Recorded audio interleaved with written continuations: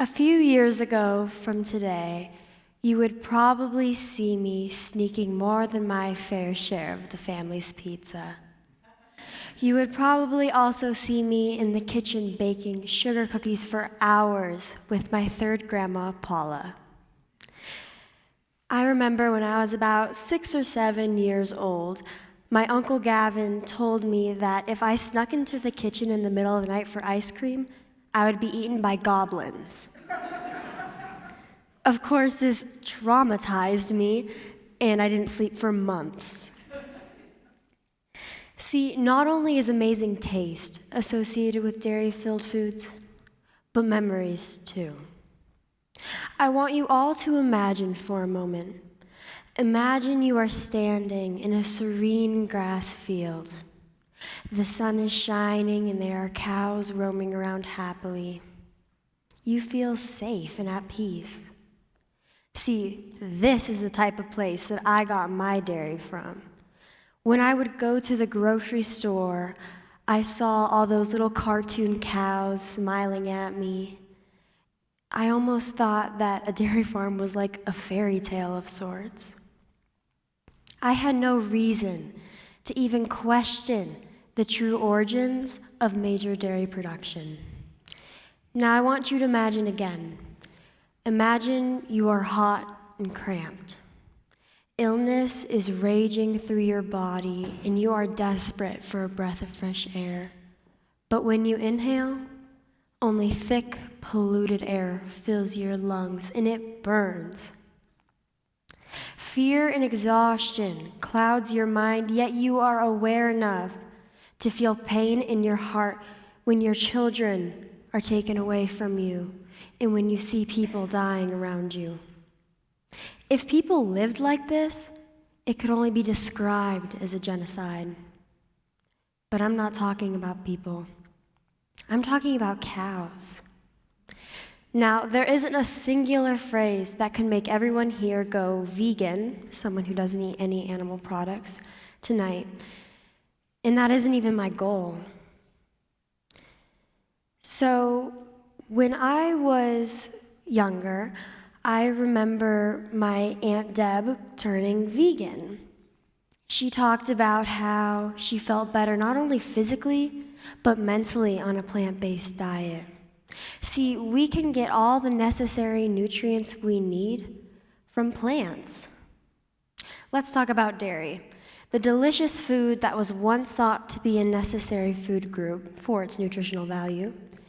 Yet a study done just this year by the Physicians Committee showed that dairy is one of the top sources of saturated fat in the American diet, contributing to heart disease, type 2 diabetes, and even Alzheimer's. Studies have also linked dairy to an increased risk of breast, prostate, ovarian, and even bone cancers due to the steroid hormones and animal estrogen. As we know, our environment is in a bit of a rough spot right now. Yeah. A study done by the American Society of Animal Science showed that agriculture in general is one of the top contributors to global warming through its massive emissions of methane and nitrous oxide.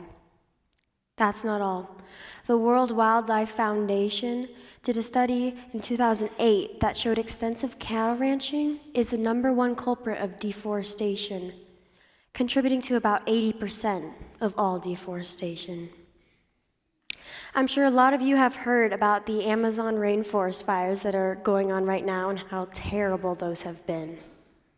These fires are man-made with one of the main intents to clear land quickly for agriculture. The other day, I was watching a bunch of animal agriculture documentaries, and I remember that terrible gut feeling of just hollowness. I had that weird creeping sense of denial. What even is the point of me sitting here on this couch with a bowl of vegan ice cream if this vegan ice cream is not making a difference? I had that voice in my head telling me that I'm too young, too dumb, or whatever it was to make a difference in this world. See, it can be easy for people to grow a sense of apathy towards certain topics when they feel as though it is unsolvable. But what if I told you that the leading cause of species extinction, ocean dead zones, deforestation, and one of the top contributors of health issues in the public? What if that could be solved, and if that solution was in our reach? If you were to go vegan for just one day, you would be able to save 1,000 gallons of precious water, 30 square feet of forest, 20 pounds of carbon dioxide, in one animal life. The Food Revolution Network showed that in the past 3 years alone, the number of people identifying as vegan has risen 600%. Mainstream health organizations are starting to recommend a plant-based diet for health reasons. And time again, professional athletes all across the world are proving that a plant-based diet can fuel excellence. But when I first started learning about this topic, I wasn't sure if I would matter. It started as a school project that I simply wanted to get a good grade on, and all of a sudden became one of the most important things in my life. It took me a while to realize that I could make a difference, not only by what I ate, but by talking, making my voice loud enough that it helped compensate for the lack of voice that these animals have. If slaughterhouses had glass walls, and you could see what happened to these animals for yourself, and if animals could talk and tell us what they suffer through, how would you react? By the end of this hour alone, over 7 million land animals will be dead for our food. Animals that have been scientifically proven to feel. These cows can feel pain, hate, love, and stress. They develop social and emotional bonds and can develop their own preferences and personalities. See, meat and dairy is already on its way out, and hundreds of companies have started to recommend and offer a vegan diet and vegan substitutes for the foods that we all love. It's becoming so simple and so easy to simply make a decision in the grocery store. Now, when I was walking through the grocery store, I remember there not being any animal substitutes, any animal product substitutes when I was younger. But now when I walk through the grocery store, I see almond milk, rice milk, vegan ice cream, Beyond and Impossible meats, just about anything that I could need. See, this isn't just a fad that will be forgotten about in 3 years or so. This is a movement. And as we know, all movements started small, but were eventually built up, like women's rights movements and civil rights movements. Think about cigarettes. Even with massive industries and massive income, very similar to the dairy industry on that front, they became way less popular when people found out about the health issues and demanded change. You may feel like just one person, but just one person can do anything. Your voice matters. What you do and what you eat and what you say matters. You have no idea how many times I've been told that not only because of my age, but because I am a woman, that I would have no impact in this world. If I had believed them, I wouldn't be standing here today. No, we cannot let our size, our gender, or our age limit our capabilities, because we are capable of anything. Now, on the massive scale, BBC Earth explained in 2017 that if the world went vegan overnight, it would free up landmass the size of Africa. And of that, we would only need 20% to feed our entire world's population. Now that's obviously asking a lot, and that's pretty crazy. So it's not about cutting out all animal products at once.